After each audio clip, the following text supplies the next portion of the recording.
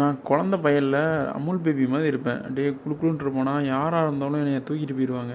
அதாவது நான் தூக்கிட்டு போய் வச்சுக்கிட்டு அப்படியே ஏப்ப காட்டுறதுனா, அந்த சின்ன பிள்ளைங்க அப்படியே தூக்கிட்டு போகிறதுக்கு. எனக்கு வந்து ஒரு 12 வயசு இருக்கும். 12 வயசு இருக்கும்போது எப்பயுமே ரெகுலராக நான் வந்து என்ன சொல்கிறதுனா, பேர் கணேஷுன்றதுனால எனக்கு கணேஷுன்றதுனாலையோ இல்லை வேறு என்ன காரணமோ தெரியாது, எனக்கு லட்டுனா ரொம்ப பிடிக்கும். லட்டு யார் என்ன வாங்கி கொடுத்தாலும் லட்டு கொடுத்தாங்கன்னா, லட்டு கிடைக்குமா, லட்டு வாங்கி தருவியா அப்படின்னு கேட்பேன்.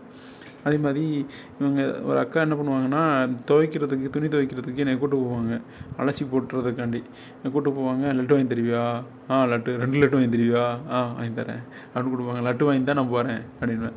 லட்டு வாங்கி கொடுப்பாங்க. லட்டு வாங்கி கொடுத்தா லட்டை தின்னுக்கிட்டே அப்படியே பின்னாடியே போயிடுவேன். அப்போ என்ன பண்ணுவாங்கன்னா, லட்டு வாங்கி கொடுத்துட்டு குளிக்க கூப்பிட்டு போய் நல்லா நீட்டாக துணியெல்லாம் அலசி கொடுப்பாங்க. நான் அப்படியே துவைச்சி போடுவேன். எனக்கு அப்போ சின்ன பையன்ல, எனக்கு ஒன்றுமே தெரியாது, அந்த மைண்டே எனக்கு கிடையாது. ஆனால் அப்போ அவங்க பண்ணது எனக்கு தெரியாது, அப்போ உணரல. ஆனால் இப்போ உணர்றேன். இப்போ அடிக்கடி பண்ணியிருக்கேன், பார்த்துருக்கேன். என்ன நடக்கும்னா, துணி துவைச்சிக்கிட்டு இருக்கும்போது ட்ரௌசருக்குலாம் அப்போ வந்து ட்ரௌசர்லாம் போட மாட்டேன், சும்மா அம்மளை குண்டியாக தானே குளிக்கும்போது அவங்க ஒரு தடவை துவைச்சி துணியை கொடுக்கும்போது துணியை பிடிச்சி உருவாங்க. எனக்கு அவங்க வலிக்குதுக்கா அப்படின்னுவேன்.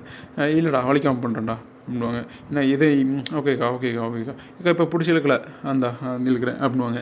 அப்படி சும்மா அது வந்து ஒரு ஜாலியாக அப்படியே பண்ணிக்கிட்டே இருந்தேன்னா, எப்போ அப்புறம் தெரியல, இந்த இது எதுக்குடா வச்சுருக்க, உனக்கு இருக்குதுக்கா, போ இதை நான் எடுத்துக்கிட்டா போ, எனக்கு அப்புறம் ஒன்றுக்கு இருக்க முடியாதுல்ல அப்படின்வேன். இல்லை வா அப்படின்னு கூப்பிட்டு போய் ஒரு இடத்துல வச்சு படுக்க வச்சு அப்படியே மேலே ஏறி உட்கார பண்ண சொன்னாங்க.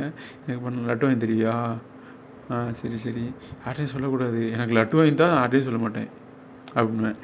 லட்டு வாங்கி கொடுக்க, சரி உனக்கு லட்டு நான் உனக்கு பாக்கெட் நிறைய லட்டு வாங்கி தருவியா, சரிக்கா டெய்லி பண்ணுவோமா, நீ என்ன சொல்கிறியோ நான் பண்ணுறேன், டெய்லி பண்ணுவேன், எனக்கு லட்டு வாங்கி தந்துரு அப்படின்வேன்.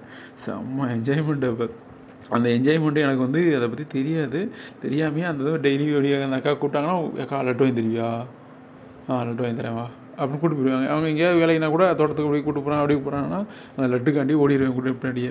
அவங்க அக்கா இந்த லட்டுக்கு அந்த பிடிச்சிக்கோ, கடிக்க போறியா கடிச்சிக்கோ, ஆனால் லட்டு வாங்கி கொடுத்துடணும் அப்படின்னுவேன். அவங்க கடிக்கிறதுனா அவங்க உம்புறாங்க, செக் பண்ணுறாங்க. ஆனால் எனக்கு வந்து அந்த வயசில் அது தெரியாது. அது லட்டுக்காண்டி நான் இது சாப்பிடுவேன்.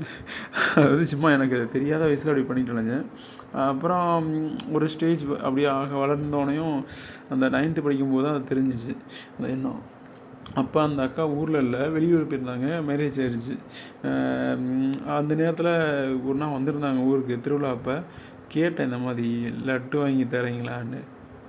இன்னும் ஞாபகம் இருக்கா, மறந்துட்டே நினச்சேன், 2 லட்டு வாங்கி தரீங்களா அப்படின்னு. வரையா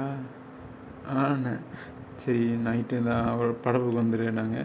அவங்க நைட்டில் எல்லாம் தூங்குனதுக்கு வரும், எத்தனை மணிக்கு வர சொன்னாங்க, அத்தனை மணிக்கு அங்கே போனதுக்கப்புறம் பிடிச்சி பார்த்தாங்க. என்னடா செம்ம ஸ்டைலாக இருக்குது, பெருசாக வச்சுருக்க. நான் அப்போ எனக்கு விவரமே தெரியாதுக்கா, இப்போ விவரம் தெரியும்ல. என்ன விவரம் தெரியும், இது பண்ண தெரியாது, இருந்தாலும் விவரம் தெரியும்க்கா, கையெல்லாம் அடிக்க ஆரம்பிச்சிட்டேன் அப்படின்னு. கையெல்லாம் அடிப்பியா, சரி அடிப்பியா அப்படின்னு செக் பண்ணுறேன், அந்த மாதிரி பண்ணுறீங்களா அப்படின்னா ஊம்புறீங்களா என்னன்னா அவங்க எடுத்து அடி ஊம்பி விட்டாங்க, பேக்கில் செடியை அடிக்க விட்டாங்க, அப்படியே உள்ளே போச்சு. நல்லா இருக்குக்கா, செமையாக இருக்குது, இப்போலாம் லட்டு கேட்க மாட்டேன், லட்டு எல்லாமே அடிக்கலாம், லட்டுனாலும் வாங்கி தரேன், யார்ட்டையும் சொல்லிடாத என்னன்னுவாங்க. சரி நான் யார்ட்டையுமே சொல்ல மாட்டேன், நீங்கள் அப்படி மட்டும் வந்துட்டு போயிடுங்க, எப்போயா வந்தீங்கன்னா மட்டும் ஒரு அடி, சரிங்களா, சரி அப்படின்வாங்க. யாருக்கும் தெரியாமல் மீட் பண்ணிடுவோம். ஃபன்னு செம்மையாக இருக்கும். அவங்க அப்படியே பார்க்குறதுக்கு ஐஸ்கிரீம் மாதிரி இருப்பாங்க. அப்போல்லாம் எனக்கு ஃபீல் தெரியாது, இப்போ செம்மையாக ஃபீல் பண்ணுறேன்.